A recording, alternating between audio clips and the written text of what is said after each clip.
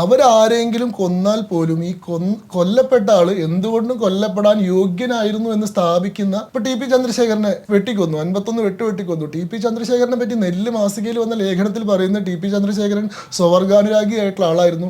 അതുമായി ബന്ധപ്പെട്ട പ്രശ്നത്തിലാണ് ആരോ ഇദ്ദേഹത്തെ വെട്ടിക്കൊന്നതെന്നാണ്. അതായത് കൊന്നിട്ടും തീരാത്ത ബഹിയോട് കൂടിയിട്ട് ആ മനുഷ്യനെ വ്യക്തിഹത്യ ചെയ്തുകൊണ്ടിരിക്കുകയാണ്. സാജൻ എന്ന് പറയുന്ന വ്യവസായി ആന്തൂർ തൂങ്ങി മരിച്ചല്ലോ.